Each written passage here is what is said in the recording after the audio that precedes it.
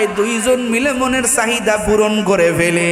ইউসুফ আলাইহিস সালাম বলে কেন? বলে কেউ দেখবে না, আমরা দুইজন একা। কিতাবের ভিতরে লেখে, তাফসীরের কিতাবের ভিতরে পাওয়া যায় ইউসুফ আলাইহিস সালাম তাকাইয়া দেখে জুলাইখা কি যেন একটা কাপড় দিয়া ঢেকে রাখছে। ইউসুফ আলাইহিস সালাম ডাক দিয়া কয়, রে জুলাইখা, ওই যে একটা কাপড় দিয়ে একটা জিনিস তুমি ঢেকে রাখছো, ওটা কি? বলে এটা আমার ক্ষুধা। জোরে কান নাউজুবিল্লাহ। ক্ষুধারে কাপড় দিয়া ঢেকে রাখছে।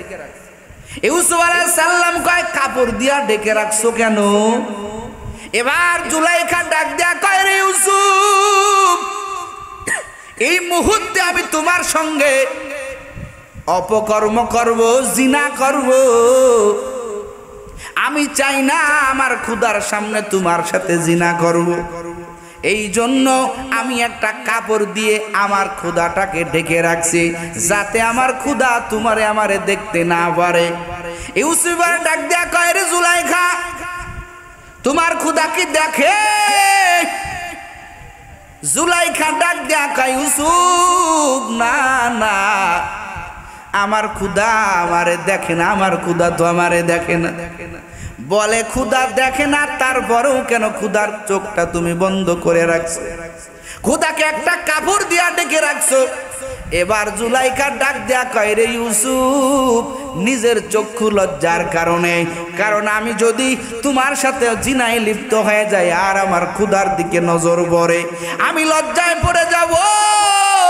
ওরে ইউসুফ, এই জন্য আমি আমার ক্ষুধার উপরে কাপড় দিয়া ঢেকে রাখছি।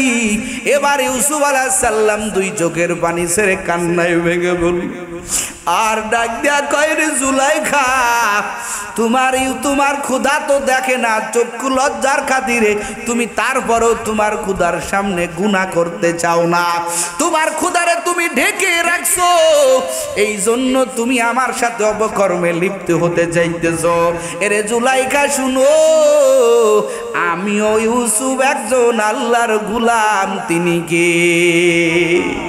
আরো জোরে বলেন, আমি আমার মালিকের গোলাম। আমার মালিক তো এমন ক্ষুধা, আমার মালিক, ওরে তুমি কতটা দরজায় তালা লাগাইছো, কতটা অন্দর মহলে আনছো, সমস্ত জায়গা বন্ধ করার পরেও আমার একজন ক্ষুধা আছে রে জুলাইখা। এই ক্ষুধারে চোখ বন্ধ করা যায় না, এই ক্ষুধার চোখ কোনো রকম ঢেকে রাখা যায় না। তুমি যদি তোমার ক্ষুধার লজ্জার কারণে ক্ষুধার দিকে তাকাইয়া তোমার চক্ষু লজ্জা তৈরি হবে, এই জন্য তুমি যদি তোমার ক্ষুধারে ঢেকে রাখতে পারো। এরে জুলাইখা বলো, আমার ক্ষুধা তো এমন মালিক, আমার ক্ষুধা তো এমন আল্লাহ। এ জুলাইখা বল বল, আমি আমার ক্ষুধারে কেমনে ঢেকে রাখবো? এরে জুলাইখা, আমার ক্ষুধার কুদরতি চোখ ঢেকে রাখা যায় না। এবার ইউসুফ মনে মনে কান্না করে আর মালিক রে বলে, মালিক তুমি আমারে বাঁচাও। ওই যে ইউসুফ আলাইহিস সালাম ওই অন্দর মহল থেকে আমার আল্লাহর কাছে যখন সাহায্য চাইলো, ওই ভিতর থেকে আমার আল্লাহ তাআলা কুদরতি ভাবে আল্লাহ কয়, ইউসুফ তুই দৌড় দে, তোর দৌড় দিতে দেরি হবে। ওরে জুলাইখা যতগুলো দরজায় তালা লাগাইলো, সমস্ত ঘরের দরজার তালা আমি আল্লাহ কুদরতি ভাবে খুলে দিব।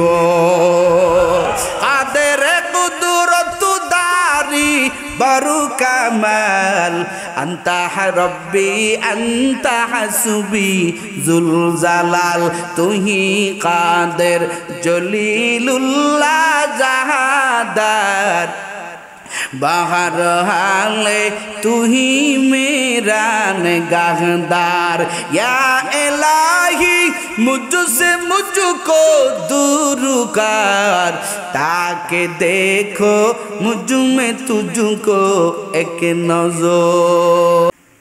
আল্লাহ পাক সমগ্র মানুষদেরকে ডাক দিয়া বলেন, এর বান্দা বান্দি, যেই দুনিয়ায় আমি আল্লাহ তাআলা তোমারে পাঠাইলাম, এই দুনিয়া তোমার চিরস্থায়ী জায়গা না। এই দুনিয়ায় তুমি চিরজীবনের জন্য থাকতে পারবা না। এই দুনিয়ায় কেউ চিরজীবন থাকতে পারে নাই, সবাই এক এক করে চলে গেল। তুমিও থাকতে পারবা না, তোমাকেও চলে যেতে হবে। আল্লাহ কয় বান্দা আমি আল্লাহ পাক বড় আদর করে বড় ভালোবেসে আমি আল্লাহ তোমারে বানাইলাম। ও বান্দা বান্দি, তোমার বানানোর বেলায় আমি আল্লাহ বাধার সম্মুখীন হয়ে গেলাম। ফেরেশতাদের কাছে বললাম রে মা ও ফেরেশতার দল, কারণ এই জমিনে আমরা বসবাস করার আগে পুরা পৃথিবীর ভিতরে আমার আল্লাহ তাআলা এই জমিনের ভিতরে বসবাস করার জন্য সুযোগ করে দিলেন জিন জাতিকে। কোন জাতিকে? কথা কন এই ফ্যানটার দিকে ঘোরায় দেন, ঘামলে গলা বসে যাবে। পুরা পৃথিবীর মানুষদেরকে আমার আল্লাহ দুনিয়াতে পাঠানোর আগে আমার আল্লাহ তাআলা এই জমিনের ভিতরে জিন জাতিকে আমার আল্লাহ বসবাসের সুযোগ করে দিলেন। খুব মনোযোগ দিয়ে শুনতে হবে। এখন জিন জাতি দুনিয়াতে বসবাস করে, কিন্তু জিন জাতি পরস্পরে মারামারি করতে শুরু করলো, কাটাকাটি করতে শুরু করলো। আল্লাহ কয় ও ফেরেশতার দল, এই জিন জাতির আমি আল্লাহ দুনিয়াতে বসবাস করতে দিলাম, সুযোগ করে দিলাম। এই জিন জাতি দুনিয়াতে যাইয়া মারামারি করে, কাটাকাটি করে। যাও জলদি করে যাও, তোমরা জিন জাতিকে বনে জঙ্গলে তাড়াইয়া দাও, আর তোমরা ফেরেশতারা এই জমিনের ভিতরে বসবাস করতে শুরু করো। একটু জোরে কোন আল্লাহু আকবার। সব জিন জাতিকে বনে জঙ্গলে তাড়াইয়া দিয়া ফেরেশতার দল এই জমিনের ভিতরে বসবাস করতে শুরু করে দিল। এখন ফেরেশতারা পরস্পরে গল্প করে, মনে বলে হায় আল্লাহ, যেহেতু আল্লাহ তাআলা আমাদেরকে জিন জাতিদেরকে তাড়াইয়া দিয়া আমাদেরকে দুনিয়ায় বসবাস করার সুযোগ করে দিয়েছেন, সুতরাং আল্লাহর কাছে সবচাইতে আমরা ফেরেশতারাই বড় দামি। একটু জোরে জোরে কোন আল্লাহু আকবার। কিছুদিন ফেরেশতা বসবাস করার পরে আমার আল্লাহ কয় ও ফেরেশতার দল, আমি আল্লাহ অচিরেই এই জমিনের ভিতরে আমি আল্লাহ তাআলা একটা প্রতিনিধি দল, আমি আল্লাহর পক্ষ থেকে একটা প্রতিনিধি দল আমি আল্লাহ পাক জমিনে পাঠাইব। ও ফেরেশতার দল, এই জাতি আমি আল্লাহ তাআলা জমিনে পাঠাইব। আমি আল্লাহ বড় মহাব্বত করি, বড় ভালোবাসি।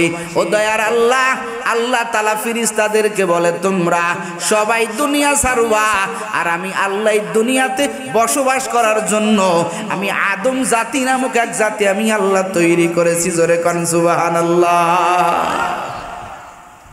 ফেরেশতারা এতদিন মনে করছে আমরাই সবচাইতে, কথা কয় না, সবচাইতে দামি। আল্লাহ দিয়ে এখন বলে আরেকটা দামি জাতি সৃষ্টি করেছেন। ফেরেশতারা কয় রে মালিক, ও আল্লাহ এদের গুণাবলীর একটু বর্ণনা দেন। আল্লাহ কয় শুনবা, এদের গুণাবলীর বর্ণনা শুনে নাও। এই মানুষ জাতি, এই আদম জাতি যদি ইচ্ছা করে, খুব খেয়াল করেন, যদি ইচ্ছা করে ইবাদত করতে করতে এতটা দামি হয়ে যাবে, ওরে তোমরা ফেরেশতারা কত ইবাদত করতে পারবা।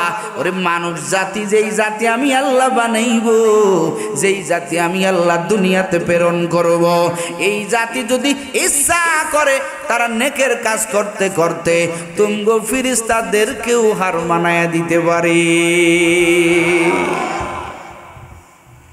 আবার যদি এরা ইচ্ছা করে গুনাহ করতে করতে করতে ওরে একটা চতুষ্পদ জন্তু হার মানাইয়া দিতে পারে। এই হলো মানুষের গুণাবলী। ফেরেশতারা এবার বলে আল্লাহ, একটা তো বলেছে মানুষের গুণাবলী কি, যেই জাতি আপনি পাঠাইবেন তার গুণাবলী কি আল্লাহ বয়ান করলেন। কিন্তু ফেরেশতারা মনে মনে আর একটা প্রশ্ন মনে মনে আসছে, কিন্তু আল্লাহকে বলার সাহস পায় নাই। কি মনে মনের প্রশ্নটা? ফেরেশতারা মনে মনে বলতে আরম্ভ করলো, হায় রে, কোন জাতির শ্রেষ্ঠত্ব দান করলো, যেই জাতি ভালো মন্দ হওয়ার উপরে নির্ভর করে তার ইচ্ছা। সে ইচ্ছা করলে ভালো হবে, আবার ইচ্ছা না করলে সে ভালো হবে না, সবার চাইতে খারাপ হবে। এমন একটা জাতিকে আল্লাহ কেন শ্রেষ্ঠত্ব দান করলো? আর আমরা ফেরেশতারা কখনো গুনাহ করি না, অন্যায় করি না, অল টাইম আল্লাহর ইবাদত করি, আল্লাহ আমাদের কেন শ্রেষ্ঠত্ব দান করলো না? এই প্রশ্নটা কি করছে না মনে মনে? কথা কন না কে? বয়ান কিন্তু বুঝা বলবেন। এই প্রশ্নটা আল্লাহরে বলতে সাহস পাই নাই। এখন আপনাদের কাছে আমার প্রশ্ন, মনে মনে কোন জিনিস কল্পনা করলে দুনিয়ার কেউ না জানলেও জানেন কে? জোরে কন। ফেরেশতাদের একটু এতটুকু আসতেই পারে যে আমরা অল টাইম আল্লাহর ইবাদত করি। আল্লাহ কাদেরকে সৃষ্টির শ্রেষ্ঠ মর্যাদা দিলেন?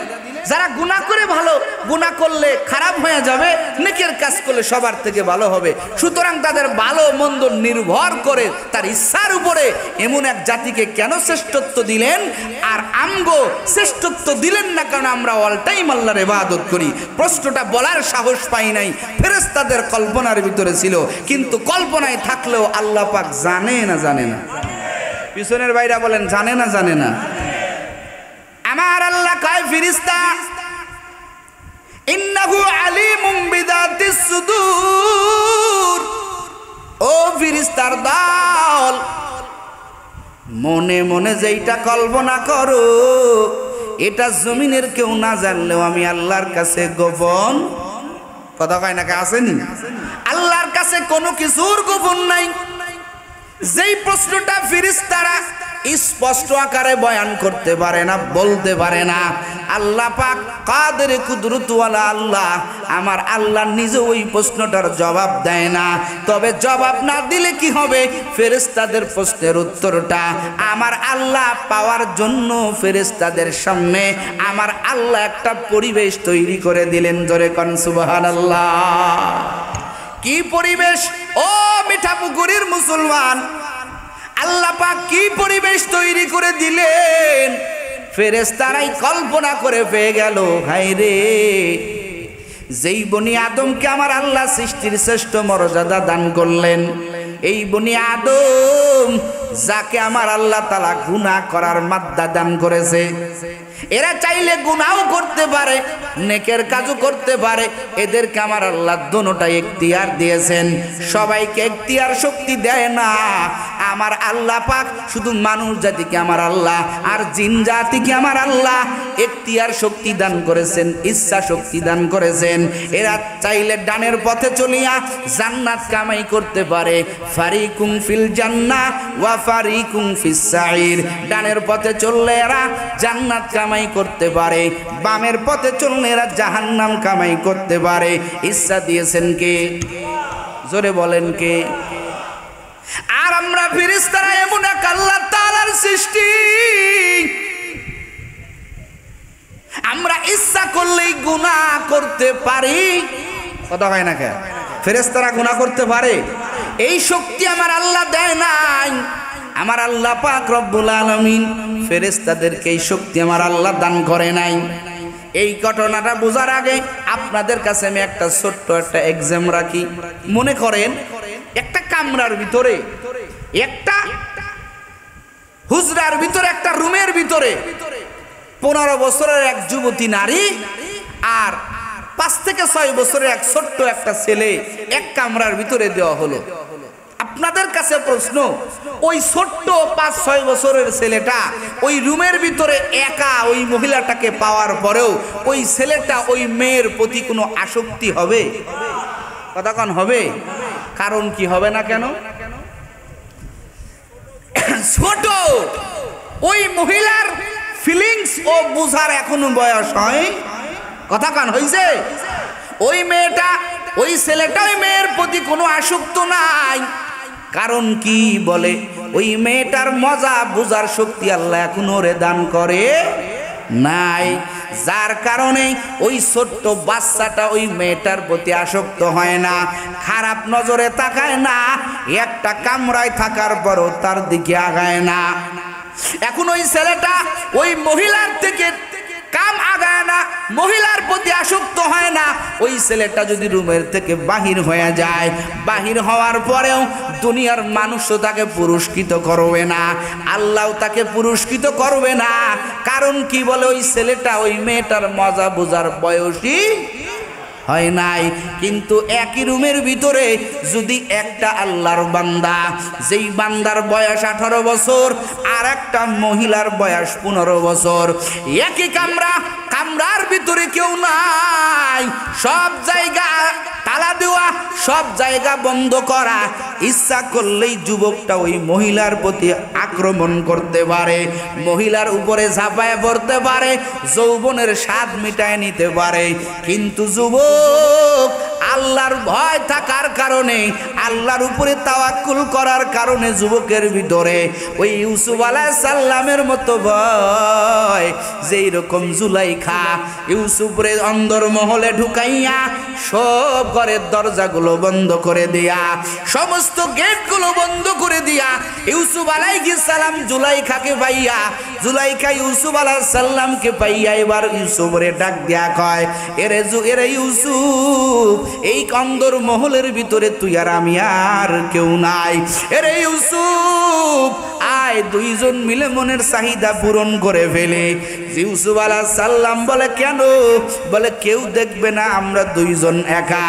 কিতাবের ভিতরে লেখে, তাফসীরের কিতাবের ভিতরে পাওয়া যায়, ইউসুফ আলাইহিস সালাম তাকাইয়া দেখে জুলাইখা কি যেন একটা কাপড় দিয়া ঢেকে রাখছে। ইউসুফ আলাইহিস সালাম ডাক দিয়া কয়, রে জুলাইখা, ওই যে একটা কাপড় দিয়ে একটা জিনিস তুমি ঢেকে রাখছো, ওটা কি? বলে এটা আমার ক্ষুধা। জোরে কান নাউজুবিল্লাহ। ক্ষুধারে কাপড় দিয়া ঢেকে রাখছে। ইউসুফ আলাইহিস সালাম কয়, কাপড় দিয়া ঢেকে রাখছো কেন? এবার জুলাইখা ডাক দিয়া কয়, রে ইউসুফ, এই মুহূর্তে আমি তোমার সঙ্গে অপকর্ম করব, জিনা করব, আমি চাই না আমার ক্ষুধার সামনে তোমার সাথে জিনা করব, এই জন্য আমি একটা কাপড় দিয়ে আমার ক্ষুধাটাকে ঢেকে রাখছি, যাতে আমার ক্ষুধা তোমারে আমারে দেখতে না পারে। ইউসুফ ডাক দিয়া কয়, রে জুলাইখা, তোমার ক্ষুধা কি দেখে? জুলাইখা ডাক দিয়া কয়, ইউসুফ না না, আমার ক্ষুধা আমারে দেখে না, আমার ক্ষুধা তো আমারে দেখে না। বলে ক্ষুধা দেখে না, তারপরেও কেন ক্ষুধার চোখটা তুমি বন্ধ করে রাখছো? ক্ষুধাকে একটা কাপড় দিয়া ডেকে রাখছো। এবার জুলাইখা ডাক দেয়া কয়, রে ইউসুফ, নিজের চক্ষু লজ্জার কারণে, কারণ আমি যদি তোমার সাথে জিনায় লিপ্ত হয়ে যাই আর আমার ক্ষুধার দিকে নজর পড়ে, আমি লজ্জায় পড়ে যাব। ওরে ইউসুফ, এই জন্য আমি আমার ক্ষুধার উপরে কাপড় দিয়া ঢেকে রাখছি।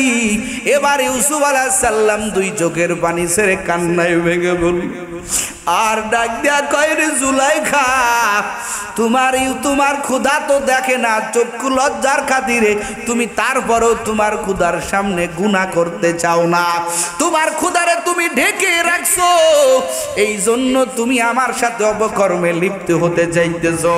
এরে জুলাইখা শুনো, আমিও ইউসুফ একজন আল্লাহর গোলাম, তিনি কে? আরো জোরে বলেন, আমি আমার মালিকের গোলাম।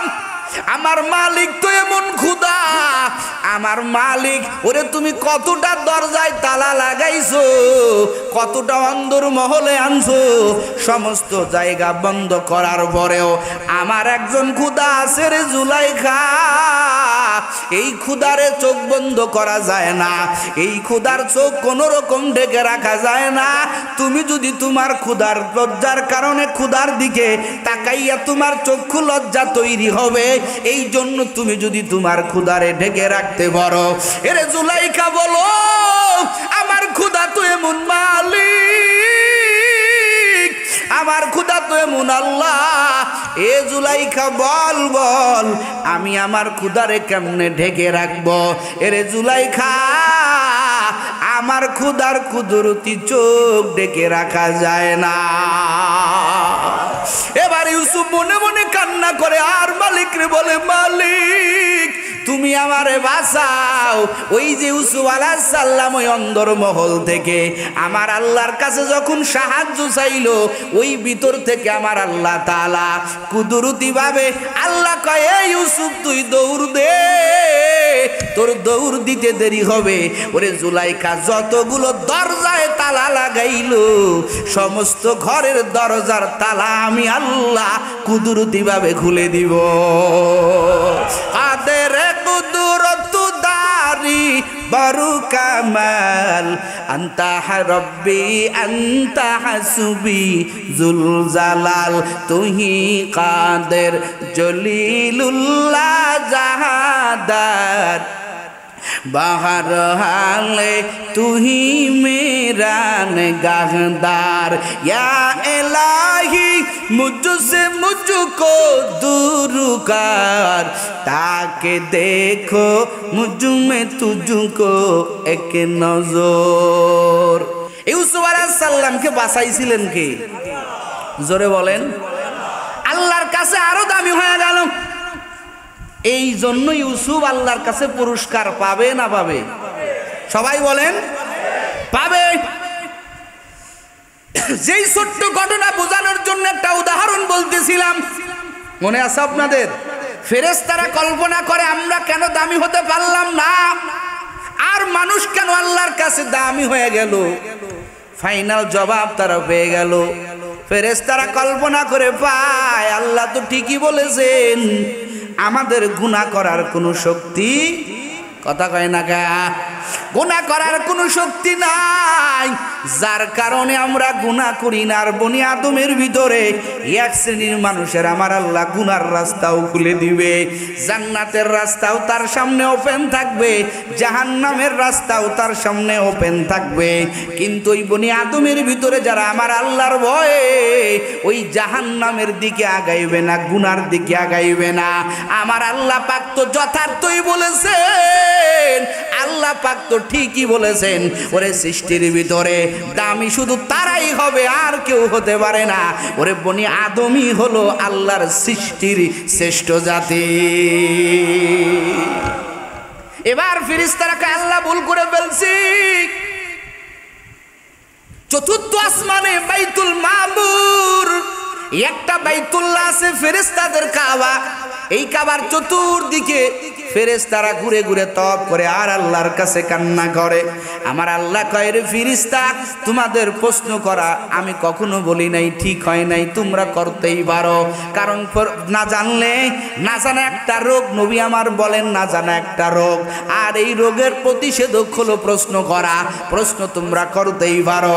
আল্লাহ কয়, ফেরেশতার দল, ও ফেরেশতার দল, তোমরা গুনাহ করো না, কিন্তু তারপরেও মনে করতেছো আল্লাহ আমরা বড় অপরাধ করে ফেলেছি, এই জন্য তোমরা বাইতুল মামুরের চতুর্দিকে ঘুরে ঘুরে তওয়াফ করতেছ। এরে ফেরেশতার দল, তোরাও জমিনে চলে যা, আমার আদরের বান্দা বান্দির জন্য একটা ঘর বানা, যেই ঘরের নাম হবে বাইতুল্লাহ। আমার বনি আদম যখন গুনাহ করবে, আমার বান্দারা যখন বাইতুল্লাহ চতুর্দিকে তওয়াফ করবে, আল্লাহ পাকের ইবাদত করবে, আমি আমার বান্দাদেরকেও মাফ করে দিব। আমার আল্লাহ মাফ করার জন্য ডাকতেছেন। খুতবার ভিতরে আয়াতে কারিমা তেলাওয়াত করেছি। আল্লাহ কয়, ইয়া আইয়ুহাল্লাযীনা আমানু কু আনফুসাকুম ওয়া আহলিকুম নারা। আল্লাহ কয়, রে বনি আদম, তোদেরকে যত আদর করে বানাইলাম, এমন আদর করে আমি আল্লাহ কাউকেও বানাই নাই। আল্লাহ কয়, ও ইমানদারের দল, হে ইমানদারের দল, ইয়া আইয়ুহাল্লাযীনা আমানু, এ ইমানদারের দল, কু আনফুসাকুম ওয়া আহলিকুম নারা।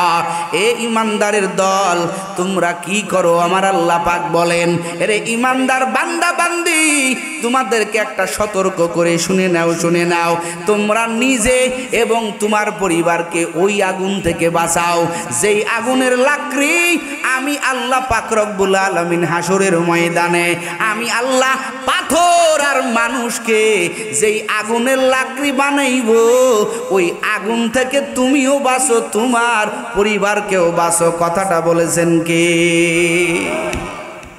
আল্লাহ কয় জমিনের মানুষ নিজে জাহান্নাম থেকে বাঁচো। কোন জাহান্নাম, কোন আগুন? দুনিয়াতে কত প্রকারের আগুন দেখলাম ভাইয়েরা আমার, মোমবাতির আগুন একটু ফু দিলে নিভে যায়। কথা কোন ঠিক না বেঠিক? আবার হেরিকেনের আগুন একটু বেশি ফু লাগে, জোরে একটু ফু দিলে হেরিকেনের আগুনও নিভে যায়। ঠিক নি? কথা কয় না, ঠিক না? আবার চুলার আগুন যদি নিভে যায় ফু দিলে নিভে না, জ্বলে। কথা কয় না কে? চুলা আছে না আপনাদের দিকে? ফু দিলে আগুন জ্বলে না নেভে? জ্বলে। তবে চুলার আগুনও নিভানো সম্ভব। আমার আল্লাহ ডাক দেয়া কয় দুনিয়ার মানুষের, আরে দুনিয়াতে কত আগুন দেখতেছো, সব আগুন জ্বলে আবার নেবে। ভাটার আগুন দেখো, বিশাল ভাটা লাগাইয়া আগুন ধরাইয়া দিছে, চতুর্দিকে আগুন। ওই আগুনের ভাটার আগুন নিভানো যায় কি যায় না? আরো জোরে কোন, যায় কি যায় না? ওই আগুনও নিভানো যায়।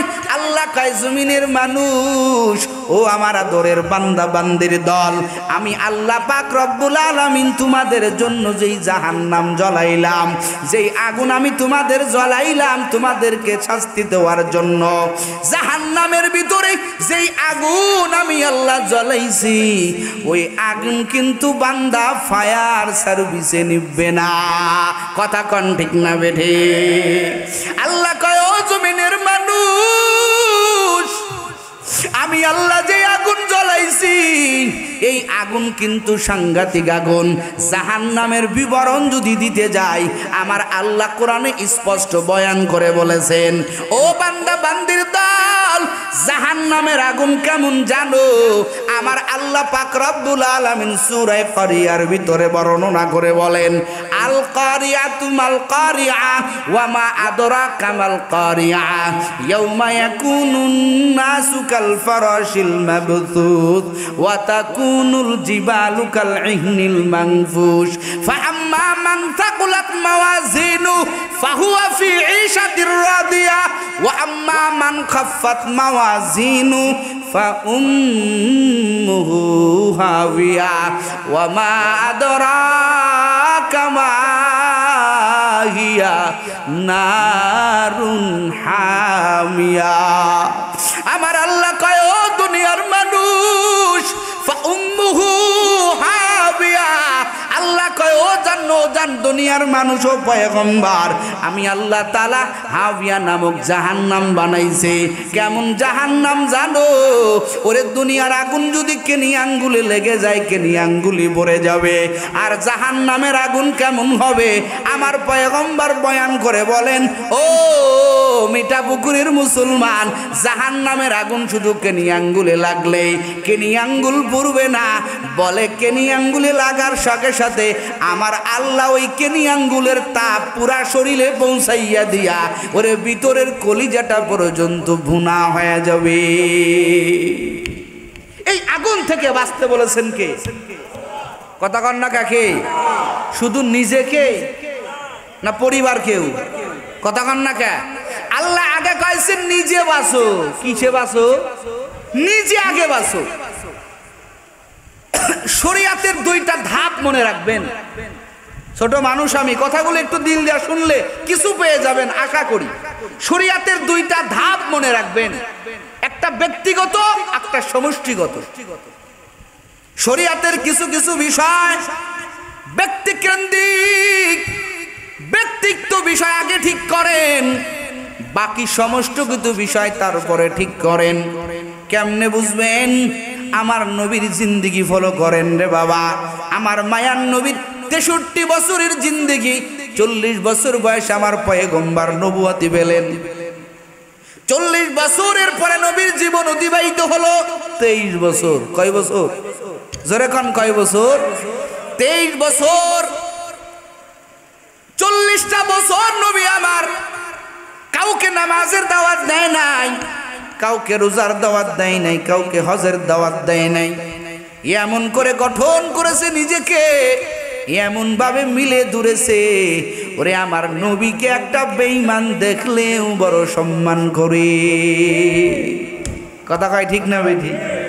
আরবের বেঈমানের, আরবের মক্কার কাফেরেরা, কুরাইশের কাফেরেরা নবীকে কয়, ও দুনিয়ার মানুষ, কোন কথা যদি আব্দুল্লাহর বেটা মুহাম্মদের জবান থেকে বাহির হয়ে যায়, সবাই ডাক দিয়া কয়, এরে আব্দুল্লাহর বেটা মুহাম্মদ যদি কথাটা বলে থাকে, ও তো কখনো মিথ্যা বলে না, ওরে সব মিথ্যা হতে পারে, আব্দুল্লাহর বেটা মুহাম্মদের কথা বড় সুন্দর,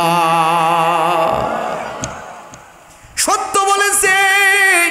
আল আমিন বলে উপাধি দিয়েছেন, আল আমিন বলে উপাধি দিয়েছেন, যার কারণে মক্কার সবার কাছে বড় আদর পায়, বড় মোহাব্বত পায়।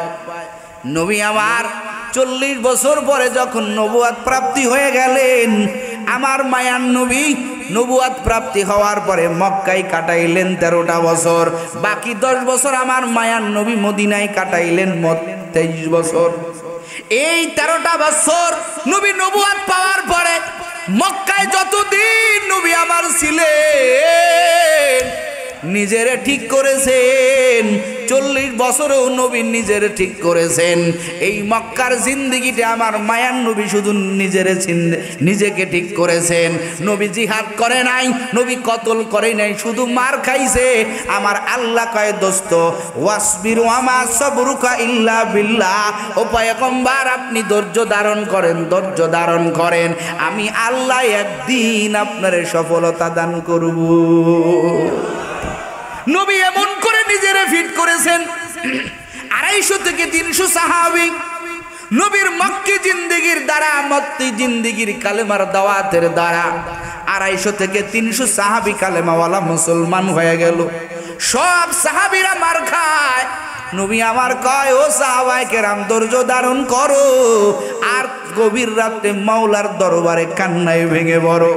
আল্লাহ কয়, মক্কার জিন্দেগিরে নবী এমন করে তোমরা সাজাও, এমন করে তোমাদের জিন্দেগি মিলে ধরো, এমন করে তোমাদের জিন্দেগি সাজাও।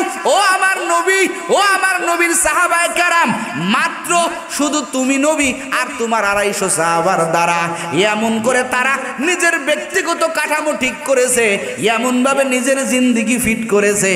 নবী আমার মদিনায় যাইতে দেরি, হাজার হাজার মদিনাবাসীরা আমার নবীর হাতে কালেমা পড়তে দেরি করে না। এই 250 সাহাবীর মেহনত অথবা 300 সাহাবীর মেহনতে পুরা পৃথিবীর ভিতরে কালেমার দাওয়াত চলে গেল। আল্লাহু আকবার বলেন। আগে নিজের ব্যক্তিগত জিন্দেগি সাজাও। আমার মায়ার নবীও দেখা দিয়েছেন। আমার আল্লাহ তাআলা কোরআনুল কারীমের ভিতরেও বললেন, এরে বান্দা বান্দির দল, কু আনফুসাকুম, আগে বান্দা তুমি তোমার দিকে জাহান্নাম থেকে বাঁচাও, কারণ জাহান্নাম বড় ভয়ঙ্কর। ওই জাহান্নামের আযাব তুমি সহ্য করতে পারবা না, কারণ জাহান্নাম আমি আল্লাহ বানাইছি একমাত্র বেঈমান নাফরমানদেরকে শাস্তি দেওয়ার জন্য। কথা কন ঠিক না বেঠি? ও নবীর উম্মতেরা, এই জাহান্নাম আল্লাহ বানাইয়া কয়, ও আমার সমস্ত বান্দা বান্দির দল, আমি আল্লাহ নিজে তোমাদের বলতেছি, পারবা না। কেন পারবা না? তোমরা তো বড় দুর্বল। কথা কন ঠিক না বেঠি? আল্লাহ কয়, অখলিকাল ইনসানু দাঈফা, আল্লাহ কয়, রে বান্দা বান্দির দল, আমি আল্লাহ পাক বড় দুর্বল করে তোমারে বানাইলাম। তুমি বড় দুর্বল, তুমি বড়ই দুর্বল। কারণ দুর্বল করে বানাইছেন কে? যেরকম কে? আল্লাহ কয়, ওই জাহান্নামের আগুন তুমি সহ্য করতে পারবা না রে বান্দা বান্দে। এরে বান্দা, এই জন্য আমি আল্লাহ তোমার মেসেজ দিয়া বললাম, ওরে বান্দা বান্দি ওই জাহান্নাম থেকে বেঁচে থাকো, কারণ জাহান্নাম বড় ভয়ঙ্কর। এই জাহান্নামের আগুন দিয়াই এই বান্দা তোদেরকে দিয়াই লাকড়ি বানাইয়া, ওই পাথরকে দিয়া লাকড়ি বানাইয়া আমি আল্লাহ জাহান্নাম জ্বলাইব। জাহান্নামের আগুন ওরে দুনিয়ার খড়ির মতো না, ওরে দুনিয়ার আগুন জ্বলে তরল জিনিস দ্বারা। কথা কয় না কে? তেল ছাড়া আগুন জ্বলে না। গ্যাসু তেলের, পেট্রোল তেলের, ওয়াক্টনু তেলের নরম জিনিস দ্বারা দুনিয়ার আগুন জ্বালানো হয়। আল্লাহ কয় জমিনের মানুষ আমি আল্লাহ জাহান্নাম জ্বলাইব শক্ত জিনিস দ্বারা। কোন কোন জিনিস দ্বারা জানো? এরে বান্দা, জাহান্নামের আগুন